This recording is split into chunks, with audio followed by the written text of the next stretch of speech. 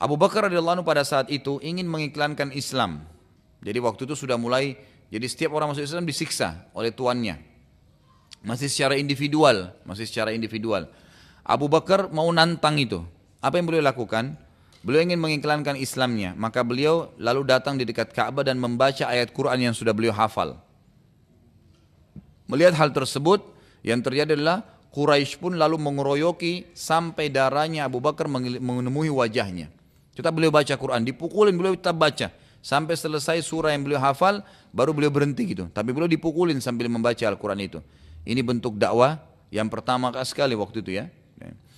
Kemudian Abdullah bin Mas'ud, ada sahabat Nabi yang mulia lain yang terkenal, juga merupakan sahabat Nabi ya yang kuat imannya dan menghafal beberapa surah Al-Quran. Tidak mau juga kalah dengan Abu Bakar gitu kan. Padahal Abdullah bin Mas'ud ini orangnya sangat kurus sekali. Orangnya sangat lemah secara fisik gitu, kecil sekali badannya. Ya, sampai-sampai pernah terjadi jemaah sekalian waktu sudah hijrah ke Madinah gitu kan.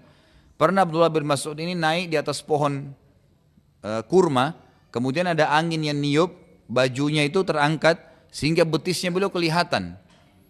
Sangat kurus, kecil sekali gitu, ya. Kayak hampir tidak ada dagingnya, ya. Ini memang disebutkan dalam riwayat begitu. Dan sahabat banyak yang menertawakan. Sahabat hanya jadi ketawa lihat itu kan. Lalu apa kata Nabi SAW? Apakah kalian menertawakan kecil betisnya ya, Ibnu Mas'ud? Demi Allah, betisnya Ibnu Mas'ud ditimbangan pada hari kiamat jauh lebih berat daripada gunung Uhud. Jauh lebih berat daripada gunung Uhud radhiyallahu anhum. Ya, jadi Abdullah bin Mas'ud ini pada saat di Mekah jemaah sekalian baru masuk Islam, beliau juga ingin mengiklankan Islamnya, maka beliau membaca surah Ar-Rahman depan Ka'bah. Lalu Quraisy mengeroyokinya. Tapi anehnya dia tetap bertahan sampai selesai surah. Kalau orang kecil, orang kurus sekali gitu lemah, tapi dia tidak peduli. Tetap dia baca Al-Quran untuk mengiklankan Islam. Siapa tahu dengan 2-3 ayat ada yang menyentuh orang-orang Quraisy tersebut. Nabi SAW berkata, apa yang engkau lakukan hai Ibnu Mas'ud? Untuk apa kamu nyusahin dirimu dipukul-pukul gitu? Kata Abdullah bin Mas'ud, bila anda kehendaki ya Rasulullah, besok pasti aku akan lakukan lagi.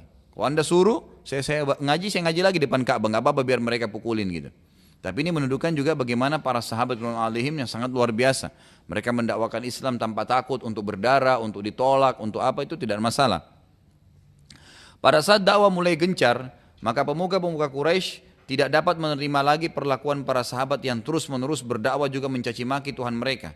Sebenarnya sahabat ini bukan caci maki Tuhan mereka ya. Sahabat ini cuma bilang, apa yang kalian sembah ini, patung dibuat sendiri gitu kan. Tapi tetap aja mereka ngerjain itu. Maka mereka anggap sahabat sedang mencaci maki. Lalu apa yang terjadi? Mereka mendapati ternyata yang menjadi penolong utamanya Nabi SAW adalah pamannya Abu Talib. Jadi orang-orang Quraisy ini masih ragu nyiksa Nabi, ganggu sahabat-sahabat yang terkenal seperti Abu Bakar, ya, orang-orang yang memang luar biasa gitu ya, kedudukannya. Ya mereka tahu bahwasanya yang mendukung ini adalah Abu Talib. Abu Talib adalah pendukung utamanya gitu. Maka mereka pun sepakat mendatangi Abu Talib dan berkata, wahai Abu Talib, ponakan anda sangat mengganggu kami, sementara ia berada dalam naungan anda. Kami minta biarkan kami mengadilinya atau anda yang memberhentikannya. Abu Talib lalu menjawab, tidak mungkin, dia adalah ponakanku sama dengan anakku. Siapa yang mengganggunya, maka berarti mengganggu aku.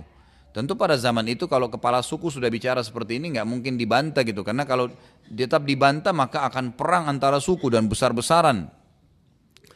Maka berpencar orang-orang Quraisy dengan kekecewaan. Namun karena Nabi SAW tetap gencar berdakwah dan mereka menganggap mencaci maki Tuhan-Tuhan mereka, maka mereka kembali kepada Abu Talib yang kedua kali ini dan mengatakan hal yang sama dengan sebelumnya. Kami sudah tidak sabar lagi, kata mereka. Melihat keadaan sudah memanas, maka Abu Talib pun mendatangi Nabi SAW seraya berkata begini, wahai keponakanku, sesungguhnya kaummu telah mengeluhkan ulahmu ini dalam berdakwah ini. Abu Talib waktu itu tidak tahu, belum tahu gitu kan. Apa yang sedang disampaikan? Aku ingin solusi agar masalah ini tidak membesar. Jangan sampai jadi masalah besar di Mekah nanti. Nabi SAW berkata, demi Allah wahai pamanku, bila seandainya mereka meletakkan orang-orang Quraisy di tangan kananku matahari, diambil matahari dari langit, didatangkan dikasih aku. Bukan cuma dikasih harta, dikasih kerajaan, bukan. Matahari diambil, ditaruh di tangan kananku. Siapa yang lebih hebat daripada pegang matahari gitu kan? Dan mereka meletakkan bulan di tangan kiriku, agar aku meninggalkan dakwah ini maka aku tidak akan melakukannya. Artinya aku tetap akan berdakwah. Melihat tekad Nabi SAW, Abu Talib pun lalu berkata dengan beberapa keluarga-keluarga Nabi yang duduk di situ, demi Allah kami pun akan menolongmu walaupun engkau mencaci maki Tuhan-Tuhan kami. Karena mereka masih sembah berhala. Kan gitu. Karena melihat tekadnya Nabi, mereka bilang, demi Allah kami akan menolongmu walaupun kau caci maki Tuhan-Tuhan kami. Sampaikan saja apa yang kau inginkan. Jadi sukunya Nabi SAW ini cuma fanatisme saja. Baik, kita dukunglah. Maka dengan pertolongan tersebut Nabi SAW makin gencar berdakwah dimanapun dan kapanpun. Di musim haji, di waktu biasa, tokoh Quraisy atau orang miskinnya semua didakwain. Sekali lagi, orang-orang Quraisy waktu lihat makin tersebar Islam, tidak bisa sabar. Maka mereka mencoba menyempitkan jalan dakwah Nabi SAW dengan mencoba merayu Abu Talib. Apa yang mereka lakukan? Karena Abu Talib ini membela Nabi, karena Nabi dianggap bukan cuma ponakan, tapi anak kesayangannya. Abu Talib ini sangat sayang dengan Nabi SAW. Apa yang terjadi? Orang-orang Quraisy mengutus seorang anak muda yang waktu itu sebaya dengan Nabi. Anaknya bernama Amarah bin Walid. Ini anak terkenal sekali gagahnya, pintarnya, kebijaksanaannya, sempurna pokoknya. Anak ini sempurna, gitu kan. Lalu apa yang mereka katakan? Ambillah Amarah sebagai anak dan menggantikan posisi Muhammad. Dan serahkan Muhammad kepada kami. Udah ambil aja orang ini, jadikan anakmu, kami sudah nobatkan, silahkan. Tapi Muhammad kasih kami akan adili. Apa kata Abu Talib? Kalian sungguh aneh, kalian memberikan anak kalian padaku untuk diasuh, gitu kan? Dan kalian ingin meminta anakku untuk kalian sembelih, gitu kan? Lalu Abu Talib menolak dengan keras. Karena dengan Abu Talib jalannya sudah tertutup, tidak ada lagi, maka orang-orang Quraisy akhirnya sepakat untuk melakukan dua hal. Ini masyhur sekali dalam sejarah ya. Yang pertama adalah mengajak Nabi SAW secara langsung untuk berdebat. Dan itu dengan cara mengutus seseorang yang paling pintar di antara mereka. Paling pintar syair, paling mengetahui keadaan dunia waktu itu, suku-suku. Pokoknya orang yang paling bijaksana. Yang bernama Al-Walid ibn Mughirah. Dalam sebuah riwayat yang sahih yang masyhur, Al-Walid ibn Mughirah berkata, waktu dia mendatangi Nabi SAW, wahai Muhammad, apa yang telah engkau lakukan? Apa yang kamu dakwahkan ini? Engkau telah memecahkan kami, menyalah-nyalahkan orang tua kami karena sembah berhala, juga mencaci maki sesembahan kami. Bila penyebab masalah ini karena engkau sakit, engkau kena sihir, maka kami akan kumpulkan harta-harta kami agar dapat mendatangkan tabib terbaik untukmu. Bila karena engkau ingin menjadi kaya, ini tawaran yang kedua. Kalau tadi karena kamu sihir sakit kami obatin. Kalau kamu ingin kaya, maka kami akan kumpulkan semampu kami harta untukmu agar engkau menjadi orang yang paling kaya di antara kami. Bila karena engkau ingin kemuliaan, maka kami semua akan menyanjungmu. Gak perlu khawatir karena kamu tokoh kami, tokoh masyarakat. Bila karena engkau ingin menjadi raja, maka kami akan nobatkan engkau menjadi raja kami. Bila karena wanita, maka kami akan nikahkan engkau dengan wanita tercantik sesuai pilihanmu. Setelah semua yang Al-Walid ucapkan tadi, dan Nabi SAW diam aja, nggak nyaut.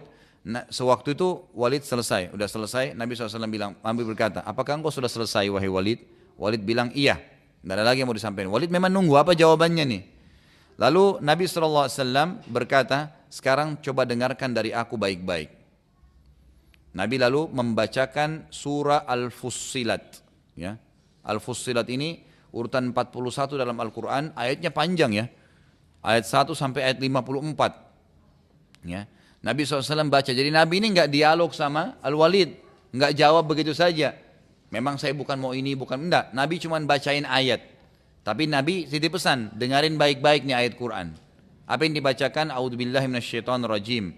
Hamim. Tanzilum minar rahmanir rahim.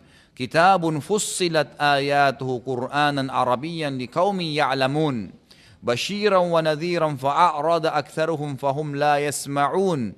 وقالوا قلوبنا في أكنة مما تدعونا إليه وفي آذاننا وقر ومن بيننا وبينكم حجاب فاعمل إننا عاملون قل إنما أنا بشر مثلكم يوحى إلي أنما إلهكم إله واحد فاستقيموا إليه واستغفروه وويل للمشركين الذين لا يؤتون الزكاة وهم بالآخرة هم كافرون innal ladzina amanu wa 'amilus solihati lahum ajrun ghairu mamnun. Qul a innakum la takfuruna billadzi khalaqal arda fi yawmayn wa taj'aluna lahu andada dzalika rabbul alamin wa ja'ala fiha rawasiya min fawqiha wa baraka fiha wa qaddara fiha aqwataha fi arba'ati ayyamin sawa'an lis-sa'ilin.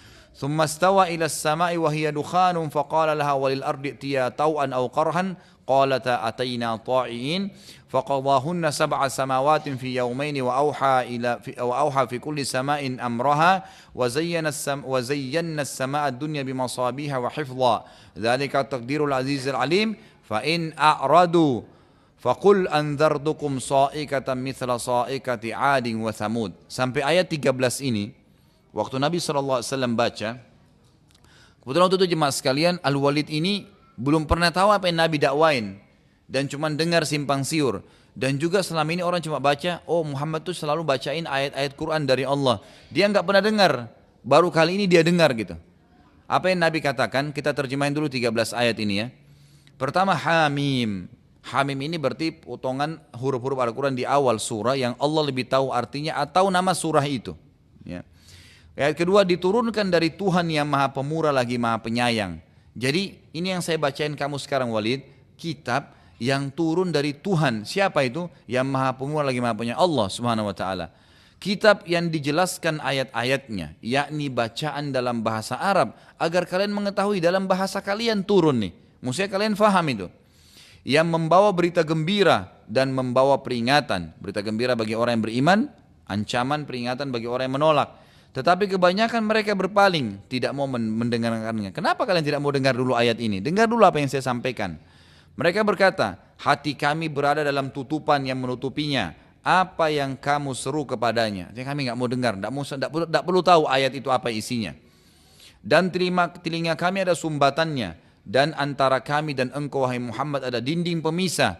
Maka bekerjalah kamu, sungguhnya kami pun akan bekerja. Jadi berbuatlah semaumu, kami juga akan berbuat. Katakanlah hai Muhammad kepada mereka bahwasanya aku hanyalah seorang manusia seperti kalian. Yang diwahyukan kepada aku bahwasanya Tuhan kalian adalah Tuhan yang Maha Esa Allah. Maka tetaplah pada jalan yang lurus menuju kepadanya. Dan mohonlah ampun kepadanya. Dan kecelakaan besarlah bagi orang-orang yang mempersekutukannya. Yaitu orang-orang yang tidak menunaikan zakat dan mereka kafir akan adanya kehidupan akhirat. Ya, kalau orang kafir maka ini berarti akan sulit bagi mereka untuk beriman.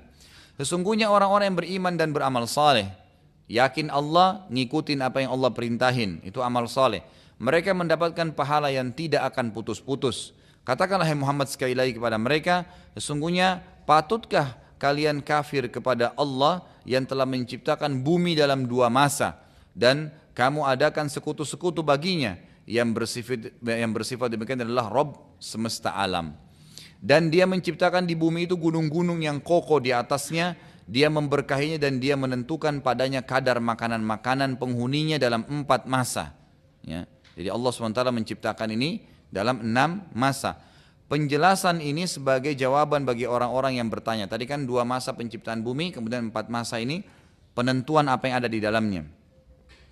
Yang ke-11 adalah kemudian dia menuju kepada penciptaan langit. Dan langit itu masih merupakan asap. Ya. Jadi ini semua cerita tentang prosesi, ya, prosesi langit dan bumi ini.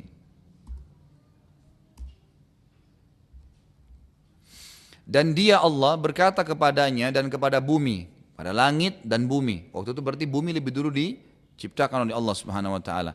Lalu diciptakanlah 7 lapis langit tadi.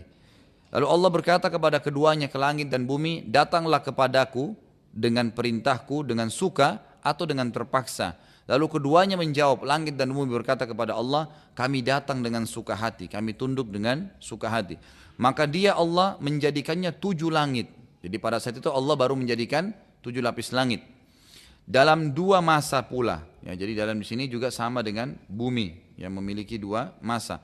Dia mewahyukan kepada tiap-tiap langit urusannya. Lalu Allah memerintahkan setiap langit ada penghuninya, ada tugas-tugas di situ. Dan kami hiasi langit yang dekat. Ya, ini sekarang langit yang di atas kepala kita. Langit yang dekat dengan bintang-bintang yang cemerlang seperti kita lihat sekarang. Dan kami memeliharanya dengan sebaik-baiknya. Demikianlah, maksudnya tidak tabrakan, tetap posisinya gitu kan, fungsinya masing-masing ada. Demikianlah ketentuan Tuhan yang maha perkasa, ya, lagi maha mengetahui.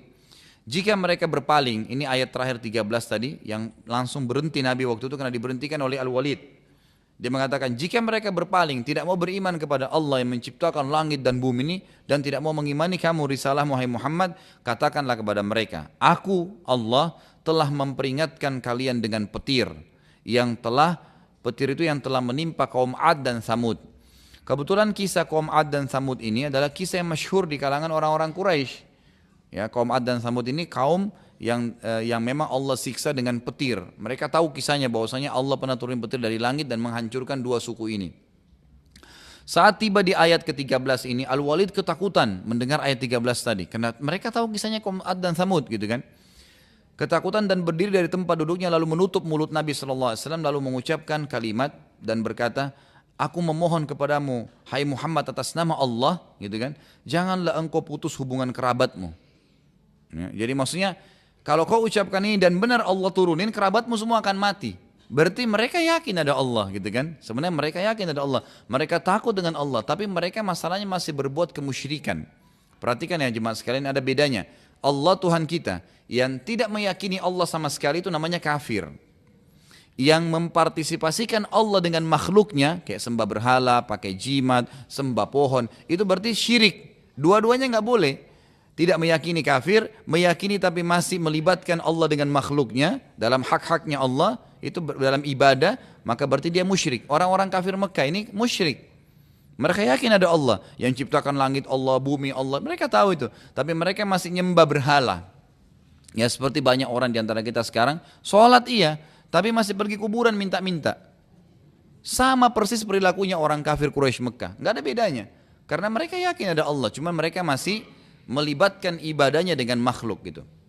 Maka pada saat itu karena ketakutan dia mengatakan, unshiduka ya Muhammad billah ya warrahim. Jadi saya minta kepada Muhammad, takutlah kepada Allah. Berhenti itu ditutup oleh Nabi. Dan hati-hati dengan kerabatmu sampai 3 kali. Lalu dia duduk kembali. Kemudian Nabi SAW melanjutkan surah sampai habis. Sampai ayat 54. Ini tentu kita tidak akan baca. Karena memang yang jadi saksi bahasan cuma sampai 13 ayat tadi. Itu kan sisanya itu dibacain dan Al-Walid pun dengar. Setelah selesai dibaca, yang anehnya jemaah sekalian, ya kata Nabi SAW, wahai Walid, ini yang saya miliki. Ini jawaban saya nih. Saya nggak punya yang lain. Nabi nggak ucapin kalimat pun, cuma bacain surah Al-Quran. Jadi Nabi SAW tidak dialog tapi bacain Al-Quran. Maka dengan kemujizatan Al-Quran, Al-Walid tidak bisa membuka dialog. Dan ia pertama kali mendengar Al-Quran dengan tenang dan tanpa gangguan. Dan ia benar-benar tersentuh dengan ayat-ayat tadi. Lalu ia berdiri dari tempat duduknya dan menuju ke Darun Nadwa, tempat orang-orang Quraisy kumpul. Lalu orang-orang Quraisy yang mengutusnya berpikir, ada apa nih dengan Muhammad? Kita sudah penasaran mau dengar bagaimana dialognya dengan Walid. Walid orang yang paling pintar. Tiba-tiba saja, ya, pada saat orang-orang Quraisy mengutus Walid, mukanya dalam kondisi marah menuju ke Nabi SAW. Karena mau tahu informasi gitu kan. Waktu pulang, tiba-tiba saja mukanya Walid kelihatan seperti orang yang sedang terkagum-kagum. Lalu waktu di Darun Nadwa orang-orang Quraisy tanya, demi Allah, sesungguhnya hai Walid, engkau telah kembali dengan raut wajah bukan seperti wajahmu waktu kamu pergi tadi. Waktu pergi tadi kamu marah, sekarang kamu pulang ya dalam kondisi senyum-senyum. Orang kagum-kagum, ada apa denganmu? Lalu Walid mengatakan apa? Dengarkan kalimat yang luar biasa Ibu sekalian, ini pengakuan yang luar biasa. Dia mengatakan, ini orang paling pintarnya Quraisy. Demi Allah, aku telah mendengarkan perkataan yang belum pernah aku dengarkan sebelumnya. Ketahuilah, semua perkataannya Muhammad itu sangat indah, juga sangat jelas. Perkataannya sangat tinggi. Sungguh ya perkataan yang terbaik yang dia ucapkan itu sudah ada buahnya, ada hasilnya. Artinya ini biasa digunakan oleh para penyair ya. Perkataan yang tertingginya itu berbuah. Artinya apa yang dia inginkan sudah sampai targetnya. Dan perkataannya yang paling sederhana telah mencukupi. Hanya sudah menjawab saya. Dan pastilah perkataannya ini akan menang dan tidak akan terkalahkan. Nabi SAW dikarunia Al-Quran karena kaumnya pada saat itu menjunjung tinggi sastra. Dan Al-Quran datang dalam menantang sastra itu. Dan kita sudah tahu semua nabi-nabi itu jemaah sekalian diberikan mukjizat sesuai dengan keadaan kaumnya. Kalau Nabi Musa dulu senang dengan sihir, ya kaumnya Fir'aun, maka diutuslah seperti sihir itu tapi mukjizat Ya, tongkat bisa berubah jadi ular, tangannya bisa dikeluarkan jadi cahaya dan seterusnya gitu kan. Nabi Isa kedokteran, Allah tantang mereka dengan Isa datang tanpa ayah, gitu kan. Bisa lahir, bisa hamil Maryam dengan tanpa suami, tanpa berhubungan biologis yang manusia tahu selama ini dalam ilmu kedokteran. Nabi SAW itu sastra yang terkenal. Jadi bisa saja mereka menyusun sastra-sastra itu sangat indah, sangat bagus gitu. Quran datang, seperti misalnya penggunaan wasyamsi waduhaha, kan gitu. Akhirnya pakai ha semua ya. Wal qamari idza talaha, itu luar biasa dan banyak ayat Al-Quran begitu. Itu sebenarnya komponen susunan puisi-puisi atau syair-syair gitu kan. Tapi Al-Quran bukan syair, cuman menyerupai itu dan mengalahkan syair. Mengalahkan syair karena isinya maknanya sangat besar, berbicara tentang langit bumi. Syair-syair cuma mengatakan, kebanyakan penyair Arab itu cuma memuji apa yang ada di sekitarnya, seperti misalnya wanita, kemudian rumahnya yang bagus, jenis pekerjaannya, cuman itu saja, dan itu sudah dianggap sangat tinggi. Nabi SAW waktu itu, melihat keadaan Walid berubah oleh orang-orang Quraisy, serentak orang-orang Quraisy yang berada di dalam dua berkata, wahai Abul Walid, apakah engkau telah meninggalkan agama nenek moyangmu? Kau sendiri sudah beriman pada Muhammad? Walid mengatakan tidak, tapi demi Allah aku belum pernah mendengar perkataan seperti itu. Dengarkan, orang-orang Quraisy selalu berkata begini. Lalu mereka berkata kepada Walid, mungkin itu syair-syair saja yang dia sampaikan. Kata Walid, demi Allah, tidak seorang pun dari kalian lebih tahu dari aku dari syair-syair. Aku orang paling pintar syair. Dan ya, orang ini mengatakan, dan aku ya tahu yang Muhammad sampaikan bukan syair. Lalu mereka berkata lagi, kalau begitu mungkin Muhammad itu seorang peramal dan penyamun. Makanya kata-katanya bagus gitu. Walid mengatakan, aku juga adalah orang yang paling pintar dan paling tahu peramal dan penyamun dari kalian semua. Dan kalian tahu itu. Saya tahu. Dan tidak ada sedikit pun dari sifat peramal dan penyamun di diri Muhammad. Kan biasa penyamar itu taruh menyan-menyan kan. Ngomongnya mengkhayal, penampilannya menakutkan. Ini enggak ada ciri-cirinya itu. Dan kata-katanya sama sekali dia tidak ucapkan dari dia gitu. Lalu orang Quraisy bilang lagi yang ketiga, mereka berkata, kalau begitu berarti Muhammad itu orang kerasukan jin. Ya. Makanya dia bisa ngomong gitu kan, bagus. Walid mengatakan, Walid ini jawab sendiri ya. Dia bilang, aku lebih tahu semua ciri-ciri orang yang kemasukan setan atau orang gila dan tidak ada sedikit pun pada diri Muhammad. Mereka bilang lagi, kalau begitu berarti penyihir. Al-Walid bilang, aku sangat tahu dan kenal penyihir-penyihir serta perilaku mereka. Tidak ada sedikit pun pada diri Muhammad. Gitu kan? Mereka lalu berkata, engkau telah membuat kami bingung, wahai Walid. Lalu apa yang semestinya kami katakan tentang Muhammad? Lalu Walid memberikan saran. Ini sarannya Walid ya. Orang yang terpintal di antara mereka berkata, yang pertama, kalian mengikutinya karena ucapannya benar. Mereka menjawab, tidak mungkin kami meninggalkan agama nenek moyang kami. Al-Walid bilang, kalau begitu saya tawarkan yang kedua. Apa yang kedua? Biarkan dia berdakwah kepada siapapun. Bila dia benar dan banyak diikuti manusia dan jadi terkenal serta termuliakan, maka kalian juga akan terkenal dan termuliakan karena dia dari suku kalian. Jadi biarin aja, kalau dia terkenal maka kalian juga akan harum namanya. Bila dia dibunuh oleh orang-orang yang sedang didakwai, maka itu salah satu tujuan kalian akan membunuhnya kan? Gak usah repot-repot, biarin aja dia dakwah.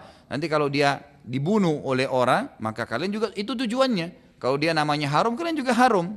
Ini bijaksana sebenarnya ya. Mereka menjawab, demi Allah kami tidak setuju semuanya. Tidak mau, orang-orang Quraisy. Ini karena kekerasan hati ya. Al-Walid lalu bingung atas kaumnya. Ini karena fanatisme keturunan. Jadi makanya hati-hati Bapak Ibu sekalian. Yang paling banyak kata ulama, orang jauh dari agama karena fanatisme buta. Itu penyakit paling bahaya. Oh enggak, suku saya mengatakan begini, oh tradisi kami begini. Nah itu, jadi jauh dari agama gara-gara itu. Ini contohnya kisah dari Walid. Walid ini sudah dengar ayat Al-Quran, dia sudah tersentuh, mau beriman. Dia sudah dakwai kaumnya nih. Bayangin kalau berhasil dia pertahankan, maka akan luar biasa. Tapi karena fanatisme suku, dia mulai berpikir syaitan goda dia. Oh kalau nanti misalnya saya tetap bertahan, terus suku saya marah dengan saya, akhirnya saya terkucil, apa segala. Dia bilang begini, Al-Walid bingung atas kaumnya. Lalu ia berkata, kalau kalian juga tidak mau, maka katakanlah ia penyihir. Karena itu paling dekat dengan keadaannya. Karena Dengan dakwanya ia dapat memisahkan antara suami istri, orang tua dengan anak dan lain-lain. Ya. Kata para sejarah, subhanallah, hampir saja Walid menyebarkan kebenaran pada Quraisy dan mereka sudah terpojok waktu itu, sudah nggak ada lagi jawabannya. Ya. Tapi akhirnya Walid pun menyetujui untuk menyebutkan bahwasanya Nabi SAW adalah seorang penyihir dan setelah itu dia kembali mencaci maki Nabi. Si Walidnya nih, bukan masuk Islam, ya. Ibaratnya kalau kita sekarang ini rasionalnya Bapak Ibu sekalian sudah hadir di pengajian, sudah dengar ayat dengan hadis, tersentuh nih. Begitu keluar kumpul lagi sama teman-temannya, enggak deh, ya, enggak usah. Nah, alhamdulillah kalau ada sentuhan ya. Jadi begitu kurang lebih gambarannya. Baik, Allah Subhanahu wa taala menceritakan khusus ya, turun ayat tentang si Al-Walid tadi ini. Si Walid tadi ini karena dia akhirnya menolak dakwah dan akhirnya dia ikut-ikutan dengan kaumnya juga bilang penyihir, ya. Akhirnya Allah turunkan khusus dia itu dari ayat 11 sampai ayat 30. Ya, ini kurang lebih ya, ayatnya cukup banyak, ya. Ini surah Al-Muddathir urutan 74. Tentu ini kelihatannya banyak ayat sampai 30 karena ayatnya pendek-pendek ya. Allah mengatakan a'udzubillahi minasyaitonirrajim, "Dzarni wa man khalaqtu wahida wa ja'altu lahu malam mamduda wa banina syuhuda wa mahattu lahu tamhida thumma yatma'u an azid kalla innahu kana li ayatina anida sa'urhikuhu sa'uda innahu fakkara wa qaddar faqutila kaifa qaddar thumma qutila kaifa qaddar thumma nadhar thumma abasa wa basar ثم أدبر واستكبر فقال إن هذا إلا سحر يؤثر إن هذا إلا قول البشر سأصليه سقر وما أدراك ما سقر لا تبكي ولا تذر لواحة للبشر عليها 19. Terjemahannya, biarkanlah aku bertindak terhadap orang yang telah menciptakannya, yang telah aku ciptakan atau menciptakannya sendiri. Maksudnya di sini Allah akhirnya mau mengambil alih Al-Walid tadi. Karena sebenarnya tadi waktu dia datang dialog dengan Nabi SAW, yang telah membuat dia tersentuh Allah SWT agar dia bisa berdakwah di kaumnya sebenarnya. Dan itu kebebasan, orang bisa memilih. Ini juga pelajaran besar Bapak Ibu sekalian ya. Jadi semua orang di antara kita tidak akan pernah dipaksa oleh Allah. Tidak ada paksaan untuk beribadah, nggak ada paksaan untuk meninggalkan maksiat, tidak ada. Allah ciptakan kebaikan dan keburukan, tinggal diberi kebebasan untuk memilih. Dan ini kemahadilan Allah. Al-Walid tadi, kalau Allah mau, Allah bisa paksain dia. Tapi tidak, Allah berikan kebebasan. Nanti dia tentukan sendiri dan dia hanya tentukan tidak mau beriman. Itu penentuan dia sendiri. Karena dia tidak mau beriman, Allah turunkan ini. Allah mengatakan, biarkanlah aku yang akan bertindak, hai Muhammad, kepada orang yang telah aku ciptakannya sendiri. Maksudnya si Walid tadi. Dan aku jadikan baginya harta yang banyak. Karena Walid ini punya harta yang banyak. Allah yang kasih, gitu kan. Dan anak-anak yang selalu bersama dia. Kata para ahli tafsir, Al-Walid ini punya anak di atas 10 orang. Laki-laki semua, itu kalau dia jalan diikutin oleh anak laki-lakinya semua. Jadi seperti sebuah kekuatan gitu ya, yang dipamerkan. Jadi dia dan anak-anak yang selalu bersamanya. Dan kulapangkan baginya rezeki juga kekuasaan dengan selapang-lapangnya. Kemudian dia ingin sekali agar aku menambahnya. Jadi Walid sempat mengatakan, ya, mau minta ditambahin, minta kepada Allah. Tapi dia masih syirik, masih nyembah berhala. Sekali-kali tidak akan aku tambah karena sesungguhnya dia telah menentang ayat-ayatku Al-Quran. Aku akan membebaninya mendaki pendakian yang memayahkan. Maksudnya aku akan susahkan hidupnya. Sesungguhnya dia telah memikirkan waktu sampai ayat tadi, dia mulai berfikir gitu kan. Dan menetapkan apa yang ditetapkannya. Dia mau ambil keputusan tadi, mulai mendakwai kaum Quraisy. Maka celakalah dia. Bagaimana dia membatalkan, bagaimana tiba-tiba dia beralih. Tadi sudah tersentuh, tiba-tiba dia beralih. Kemudian celakalah dia, bagaimana dia menetapkan, bagaimana dia mengambil keputusan untuk batalin beriman. Kemudian dia mulai berfikir, sesudah dia ya bermasam wajah dan merengut. Maksudnya setelah dia tadinya datang dalam kondisi marah, ya tiba-tiba dia berubah. Lalu dia berkata, Al-Quran itu tidak lain hanyalah sihir yang dipelajari dari orang dahulu. Ini tidak lain hanyalah perkataan manusia. Aku akan memasukkan dia, kata Allah tentang Al-Walid, ke dalam api neraka Sakar. Tahukah kamu apa itu neraka Sakar? Sakar itu tidak akan meninggalkan dan tidak akan membiarkan. Artinya akan membakar semua dari kulit, urat sampai tulang-tulangnya hangus, gitu kan?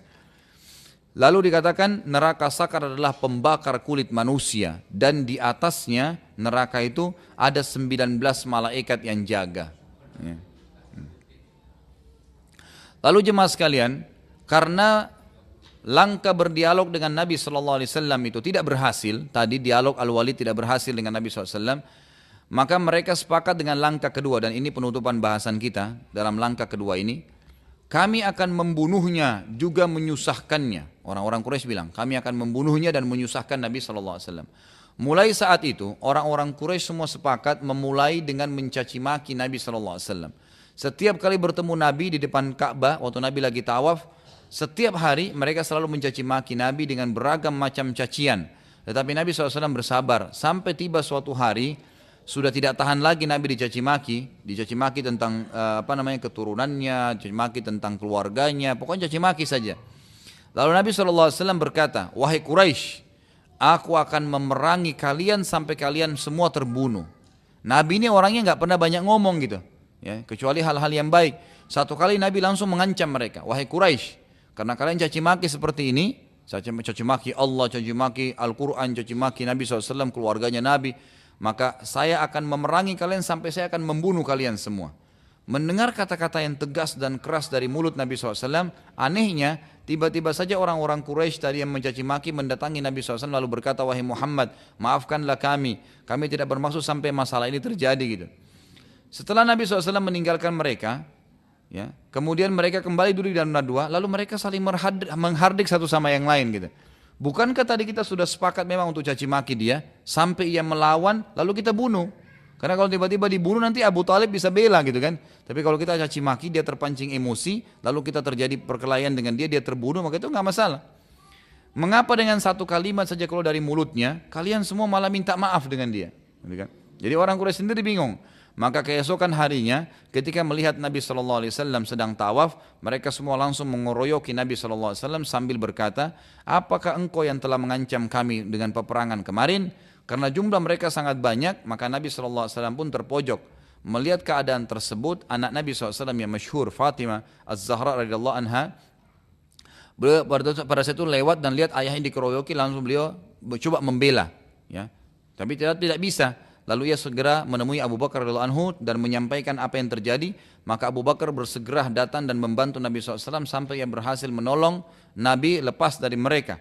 Lalu Abu Bakar berteriak dengan suara keras, apakah kalian mau membunuh orang yang hanya mengatakan Tuhanku Allah? Apa alasannya? Dia cuma mengatakan Tuhanku Allah. Kalian juga mengatakan Tuhan kalian Allah. Cuma dilarang tidak boleh sembah berhala. Selesai. Apa masalahnya gitu? Kenapa kalian harus bunuh? Itu termasuk, ya, ini termasuk salah satu yang menimpa Nabi SAW, dan ini dalam dakwah. Tentu banyak hal, ya, banyak hal nanti akan kita pelajari juga. Cukup banyak hal-hal nanti yang terlewatkan dalam kehidupan Nabi SAW yang dicoba oleh Allah Subhanahu Wa Taala melalui orang-orang Quraisy yang merupakan tantangan dakwah. Mungkin sampai sini dulu, insya Allah kita akan masuk pertemuan akan datang dengan masuk Islamnya Hamzah radhiyallahu anhu. Kalau ada yang mau bertanya silahkan.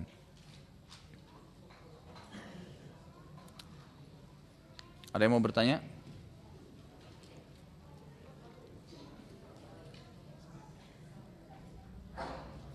Waktunya memang sampai 9:30 ya? 9:30 ya?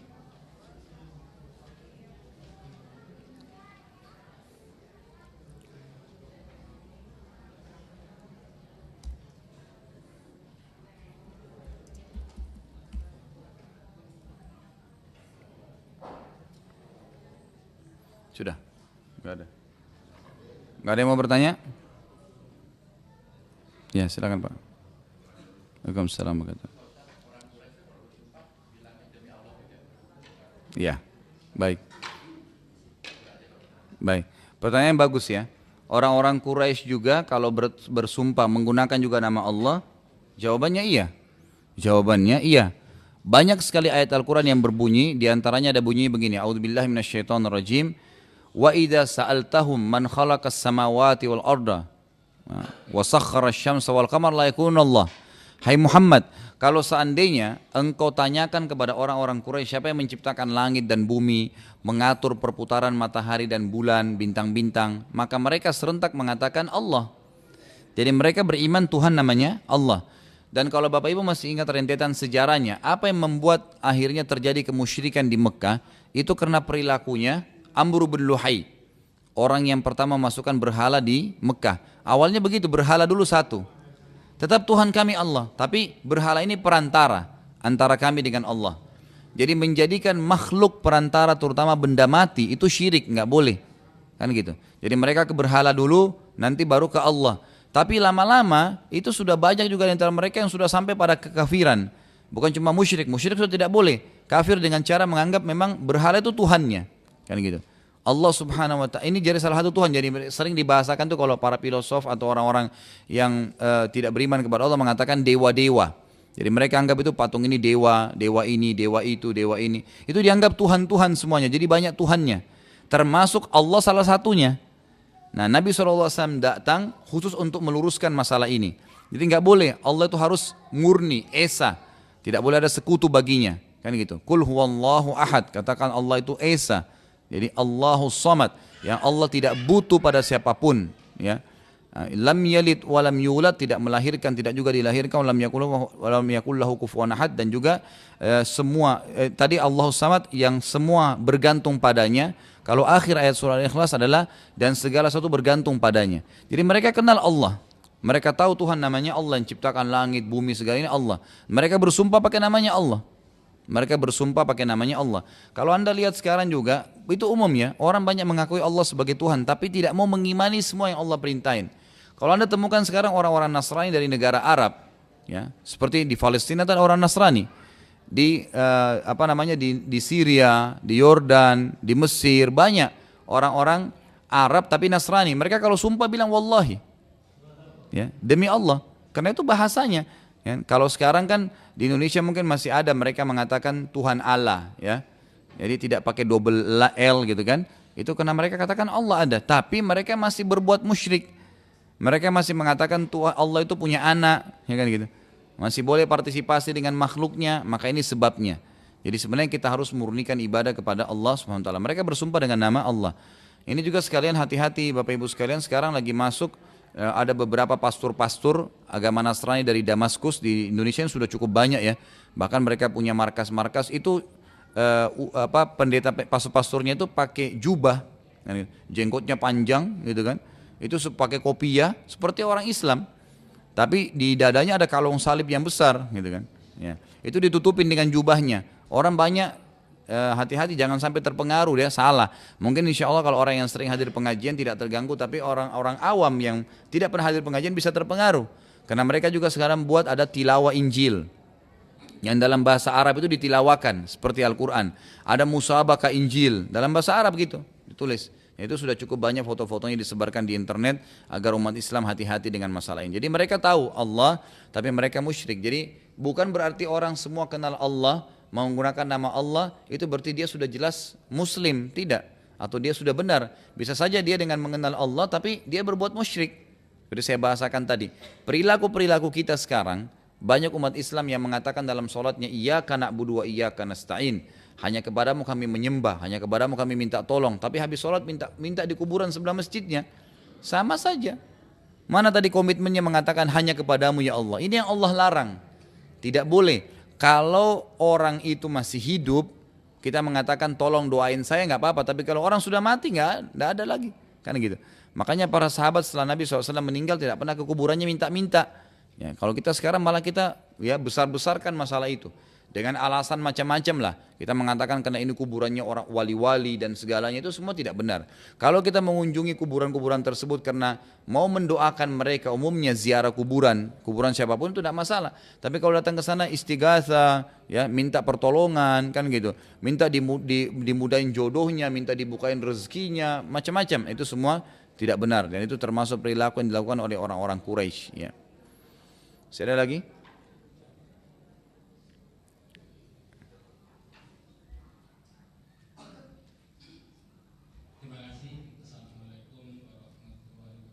Waalaikumsalam. Di dalam Al-Quran ada yang menyebutkan bahwa orang yang di surga itu dapat berbicara dengan orang yang di neraka, dan orang yang di surga mengatakan mengapa kamu masuk ke neraka. Dijawab oleh yang ada di neraka, karena saya waktu di Kemudian tadi disebutkan bahwa neraka Sakor itu siksaannya sangat besar atau sangat jauh. Yang saya tanyakan, kira-kira waktu di siksa itu orang-orang yang di surga itu dapat melihat atau tidak? Mohon penjelasan. Terima kasih. Assalamualaikum warahmatullahi wabarakatuh. Waalaikumsalam. Ya, jadi intinya adalah apakah penghuni surga bisa melihat penghuni neraka pada saat disiksa, gitu kan? Jadi ulama sudah sepakat semuanya mengatakan memang penghuni surga akan melihat penghuni neraka dan penghuni neraka akan melihat penghuni surga. Agar penghuni surga terus bersyukur kepada Allah dan agar penghuni neraka terus menyesali itu. Ini dibuktikan banyak sekali ayat Al-Quran, ya. Karena di antara dialog yang terjadi antara penghuni surga dan neraka adalah penghuni neraka akan mengatakan kepada penghuni surga, ya, berikanlah kami sedikit dari apa yang Allah berikan kepada kalian. Ya. Berikanlah kami apa yang telah Allah berikan kepada kalian walaupun sedikit, walaupun cuma air. Gitu. Lalu kata penghuni surga, sesungguhnya Allah mengharamkan itu bagi orang-orang kafir. Terjadi dialog di antara mereka. Terjadi dialog. Dan ini lebih banyak lagi disebutkan kalau Anda ingin baca, ada buku yang pernah saya bawakan dulu kecil, judulnya itu Rasulullah bercerita tentang surga dan neraka. Kalau tidak salah harganya mungkin sekitar 10 ribuan atau 12 ribu gitu. Itu cukup bagus. Di situ ada disebutkan subjudulnya, itu memang dialog pembicaraan antara ahli surga dan ahli neraka. Mereka memang bicara dan cukup banyak ayat yang diangkat di situ tentang masalah itu.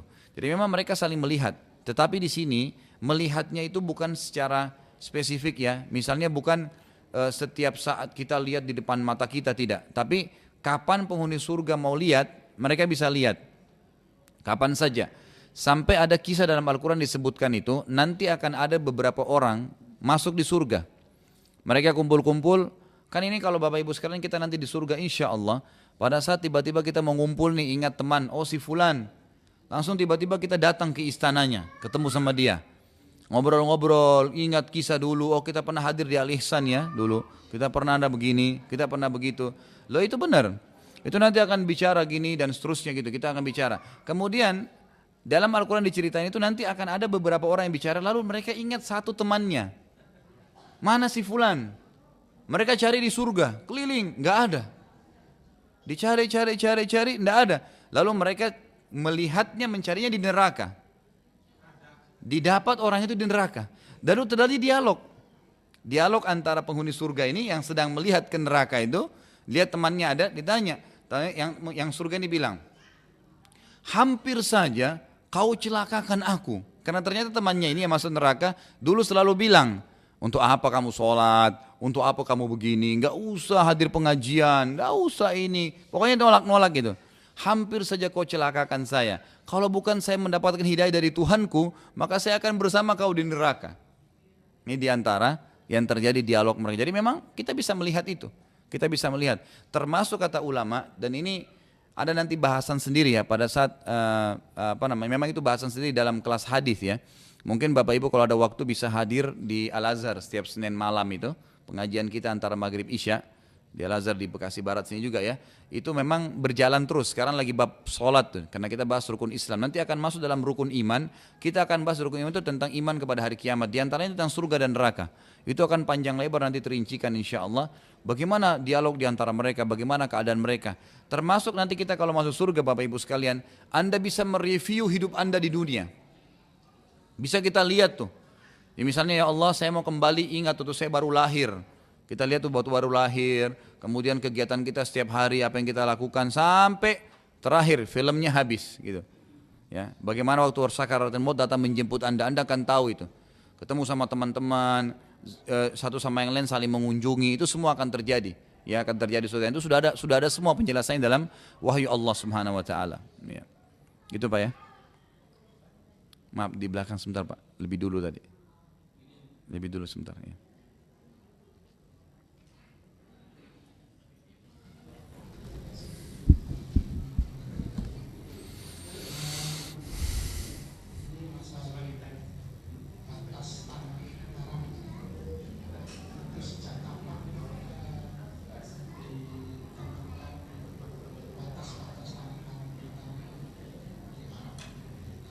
Ya.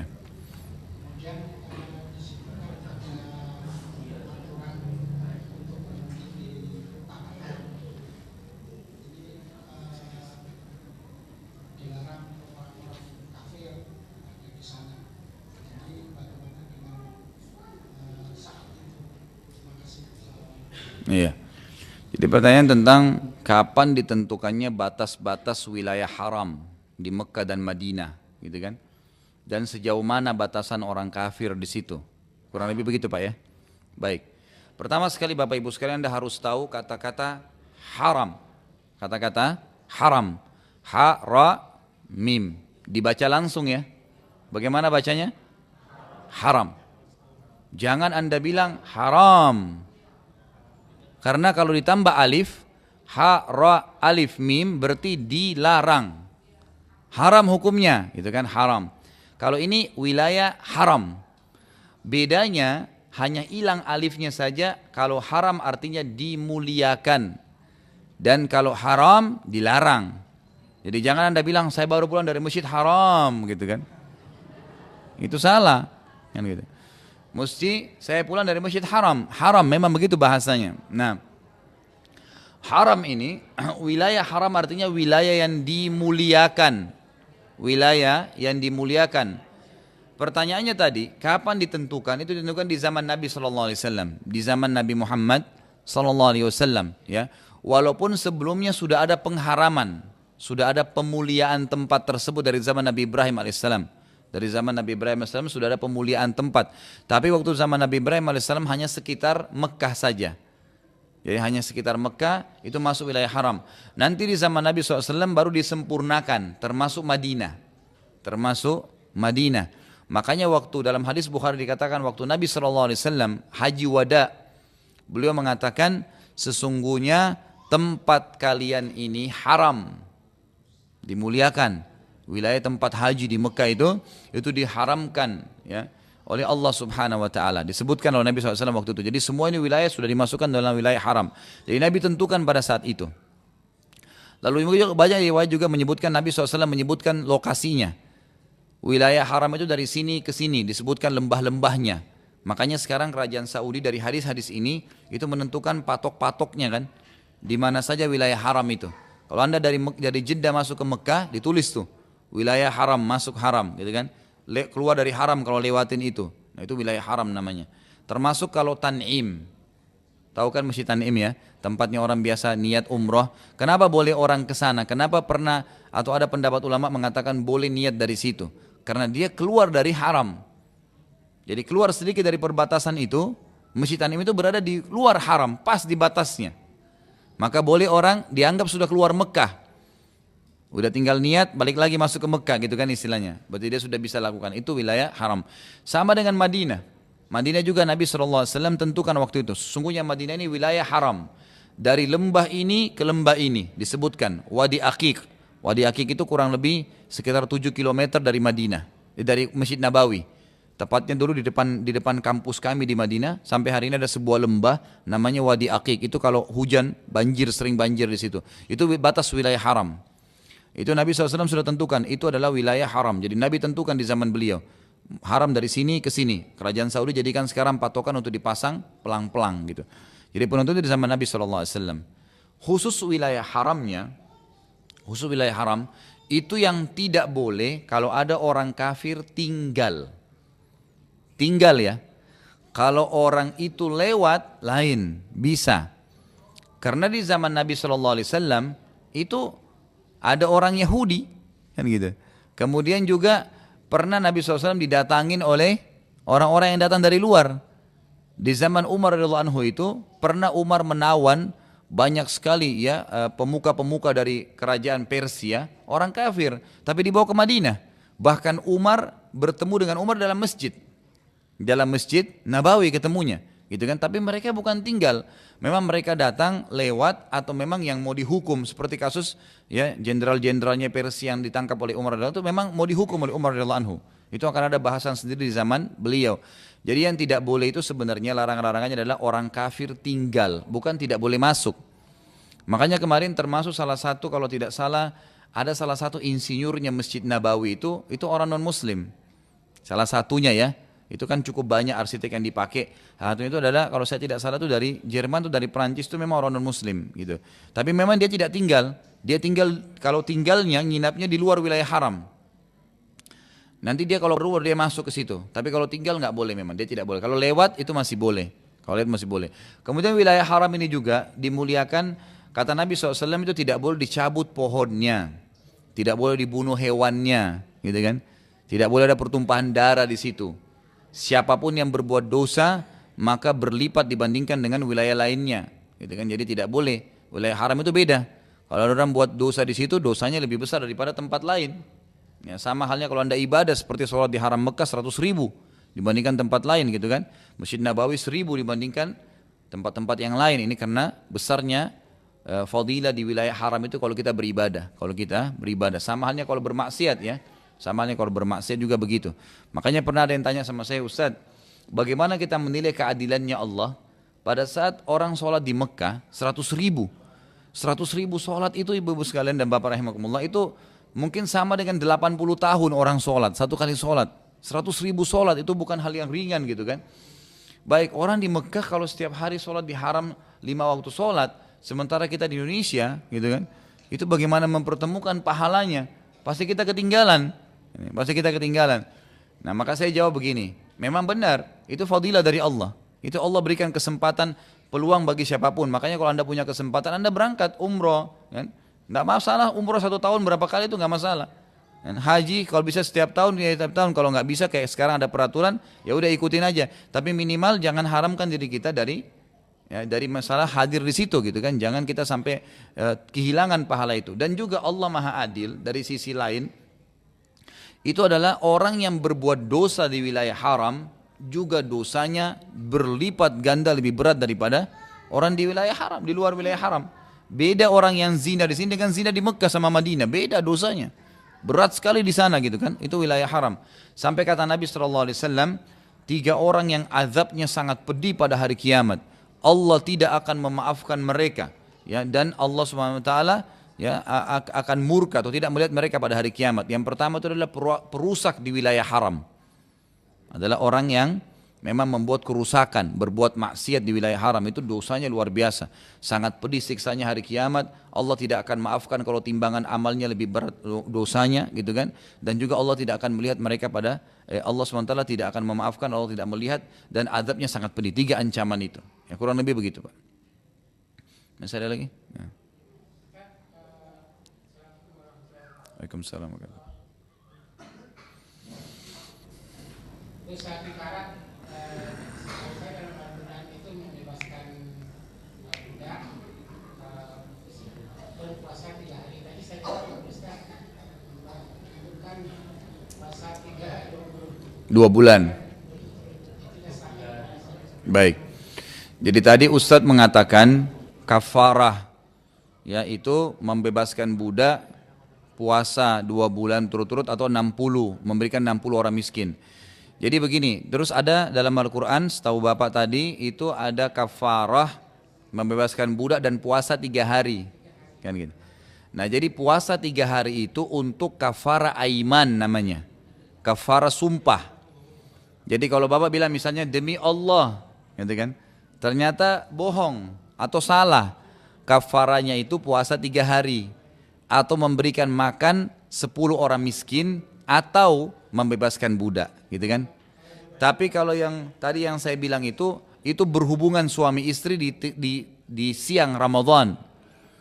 Jadi orang kalau berhubungan biologis sama istrinya atau suami istri pada puasa Ramadan di siang hari, itu maka kafaranya membebaskan budak atau berpuasa 2 bulan berturut-turut atau memberikan makan 60 orang miskin.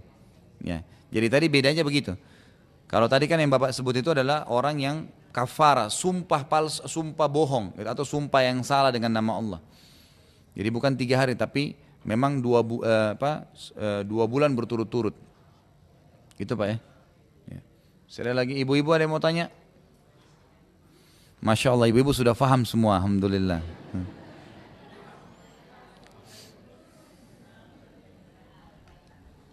Sudah nggak apa-apa kalau sudah habis, nah, masalah. Baik, insya Allah kalau sudah tidak ada yang bertanya lagi, alhamdulillah. Semoga Allah SWT memberkahi majelis kita ini, menjadikan kita yang senantiasa mendekatkan diri kepadanya. Bapak Ibu sekalian, saya ingin mengingatkan diri saya dan juga jemaah sekalian, ingatlah selalu bahwasanya waktu akan terus berlalu, umur kita terus berkurang, kita makin dekat pulang kepada Allah Subhanahu wa taala, maka jangan pernah sia-siakan setiap peluang amal soleh. Di antaranya hadir di majelis taklim, kan gitu. Kemudian ibadah-ibadah yang lain umumnya dijaga. Dan ibu harus dan bapak sekalian sadari, dengan menghadiri majelis ilmu seperti ini, iman kita akan bertambah, pasti. Dan dengan bertambahnya iman, maka kita akan terdorong lebih banyak beramal soleh. Jadi jangan pernah mimpi amal soleh kita bertambah, hubungan kita dengan Allah dekat tanpa iman. Dan tidak mungkin iman bertambah kecuali dengan ilmu. Makanya harus selalu menghadiri majelis taklim, majelis ilmu itu sangat penting ya, untuk menambah, mencas kembali iman kita. Dan ingat juga Bapak Ibu sekalian, masing-masing orang di antara kita akan dihisap oleh Allah Subhanahu wa taala. Tidak ada orang lain. Apa yang Bapak Ibu lakukan itu yang akan Ibu temukan, dan Bapak Ibu sekalian temukan. Baik-baik, buruk-buruk, dan semua janji Allah pasti akan datang sebagaimana Allah mengatakan innallaha la yukhliful mi'ad. Allah tidak akan memungkiri janji-janjinya. Allah janjiin pahala dengan amal soleh pasti Allah kasih. Allah akan kasih surga pasti semua. Apa yang kita sampaikan tentang surga dan neraka tadi sebagian kecil, itu hanya sekedar informasi tapi pasti akan terjadi. Kan gitu. Begitu juga dengan masalah neraka.